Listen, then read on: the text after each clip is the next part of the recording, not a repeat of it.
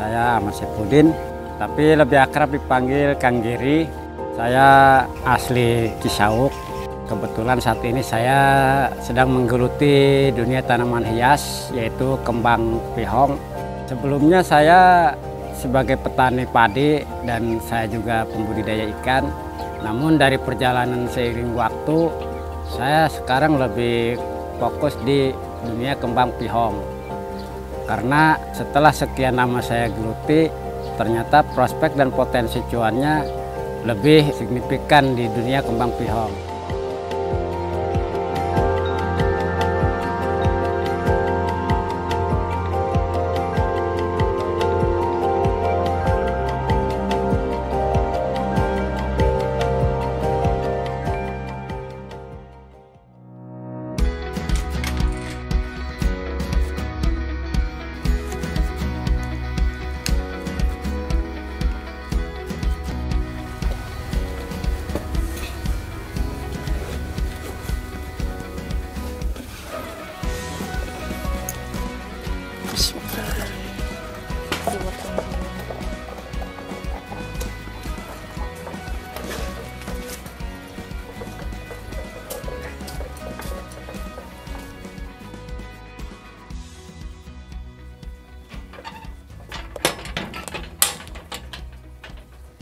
Kang Giri, assalamualaikum. Waalaikumsalam.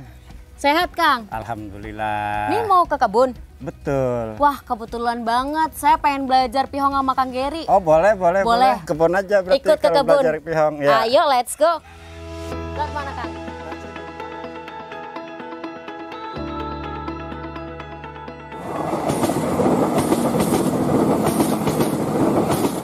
Nah kalau udah habis lewat aman. Saya senangnya di tang itu ke badan sehat. Iya, karena tiap hari ada yang diolah ke kebun. Iya. Gerak juga ya Kang.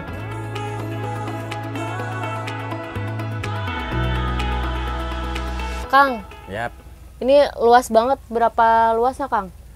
Kalau yang saya garap sih cuma 2 hektaran ya. Yang lainnya petani lain itu ya masing-masing ada yang 1000 meter, ada yang 5000 meter. Kalau total area di sini keseluruhan 7 hektaran. 7 hektar. Ya, pesawahan. Kalau pihong itu kan banyak digunain buat dimakan kan ya? Iya. Termasuk yang paling laris kan Kang? Ya, di antara bunga-bunga yang lain lah bunga pihong ini atau balsamina ya pacar air. Nah, itu yang umumnya disebut bunga tabur. Ini jenis ini yang paling banyak digunakan. Karena satu murah, kedua hasil produksinya juga banyak, melimpah. Tiap hari panen. Iya, dan ini juga banyak digunakan semua umat. Kang, ini kebetulan mumpung lagi ada di kebunnya Kang Giri nih. Putri mau belajar nanamnya, boleh nggak? Boleh. Boleh langsung nggak Kang? Boleh. Ayo. Cara.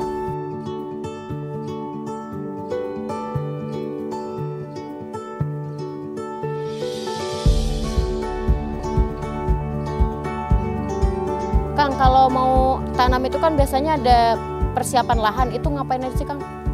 Ya pertama kita bersihkan dulu, kita perbaiki dulu bulungan atau tanggulnya, terus kita bersihkan dari gulma, rumput-rumput liar, baru kita siapin tanam. Oke, nah ini bibit yang udah siap ditanam. Nah ini bibit yang udah umur 14 hari, 14 yang hari. siap tanam. Oke, nah berarti habis ini kita bisa langsung nyiapin lubang tanamnya. Ya, nah nanti cara tanamnya kita siapkan dulu lubang-lubang tanam. Nah misalkan kita mau nanamnya berapa pohon per lubang. Oke. Idealnya kalau misalkan untuk tanam pihong ini itu satu lubang kalau jaraknya 50 cm atau 2 jengkal, nah itu cukup 2. Kalau lubangnya itu kedalamannya ada ininya nggak sih Kang? Harus berapa gitu? Kedalamannya nggak terlalu dalam, yang penting bisa nutupin akar ini aja. Kang, saya mau coba tanam boleh Kang? Boleh. Boleh. Oke, berarti 2 jengkal nih ya Kang? Ya. Udah.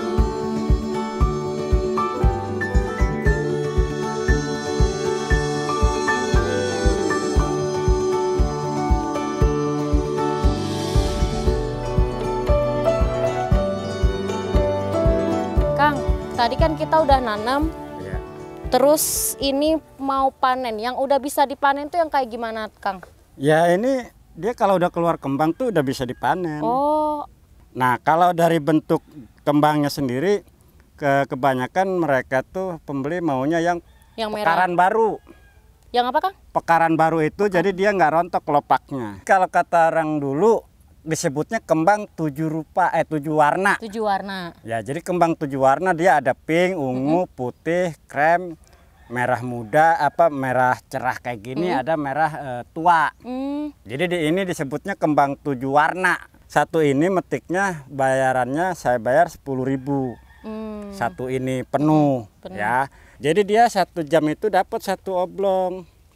Nah, jadi kalau misalkan metik mulai dari jam 7 pagi, dia sampai jam 8 udah dapat 1 oblong. Itu udah menghasilkan Rp10.000. Lumayan ya, dalam sehari aja ya, Kang ya? Ya, jadi di sini kita memberikan manfaat ke lingkungan sekitar yang nganggur, mama atau bocah atau siapapun, dia bisa mendapatkan income dari kulit metik kembang pihong.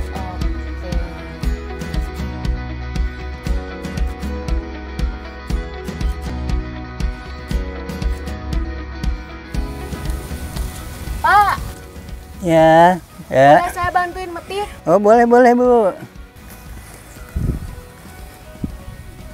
PF udah berapa lama, Pak? Ikut Kang Geri? Ya dari perkebunan ini aja Mbak. Oh. Kira-kira hampir 2 tahunan dah. Orangnya gimana sih Pak Kang Geri tuh? Dia baik orangnya, dia perhatian ke masyarakat gitu, peduli sama lingkungan, kalau masyarakat peduli dia bisa menyuluhi pertanian di sini, bisa gabungin petani-petani untuk jadi kelompok tani gitu. Tapi awalnya gimana Pak? Dia ajak dulu di kebun dia diajarin gimana caranya, cara bertani gini itu dia ngajak kelompok yang lain itu, jadi sama-sama kita belajar, sama-sama kita nanam gitu, jadi sama-sama kita panen gitu.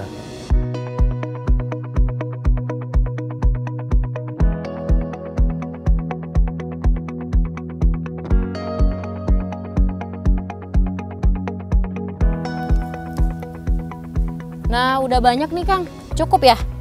Cukup ya, Cukup? karena udah waktunya istirahat juga. Oke. Yang penting kita takar dulu di saung di rumah, baru kita kirim Oke. ke pembelinya. Baru nanti bisa ke pembelinya ya, ke pasar ya Kang.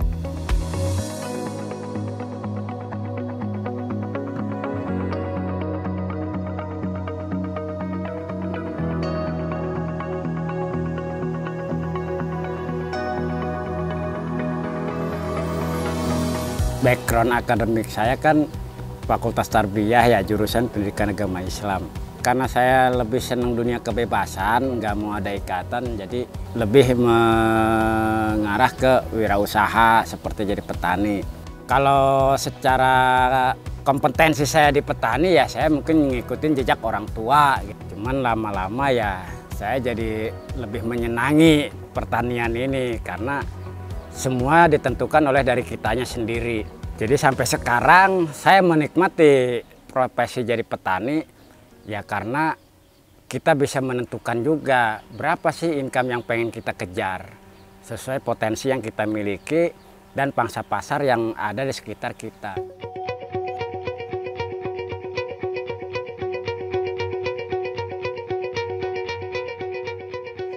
Sebelum bermain di dunia kembang pihong ini saya di perikanan, di tani padi. Nah cuman setelah saya geluti sekian lama berbeda dengan main di kembang pihong.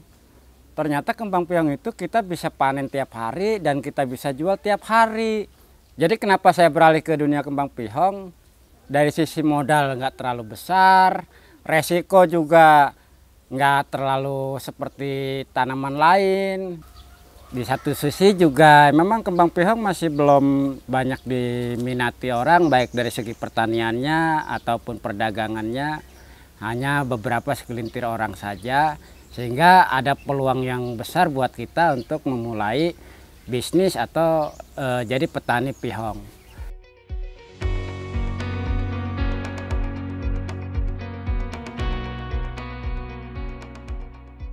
Jadi yang memotivasi saya itu yang pertama ya saya masih punya orang tua lah, punya ibu saya tinggal bersama ibu saya berdua, dan ya saya sudah nggak punya gaji, sudah nggak punya penghasilan tetap, Jadi itu yang memacu saya tetap fokus dan konsisten di tanaman hias ini.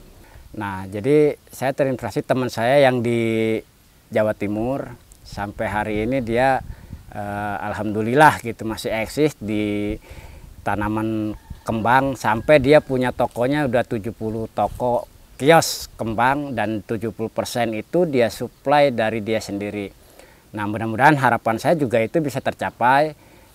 Walaupun saya tidak punya lahan luas, tetapi dengan cara kita niatan baik, saling berbagi, mudah-mudahan ya saya juga pelan-pelan 1, 2, 3 sampai 10-nya harus punya toko sendiri. Karena kalau sudah punya tokonya sendiri ya insya Allah tanaman kita, hasil panen kita nggak usah lagi bingung persaingan jual beli, orang kita punya tokonya sendiri.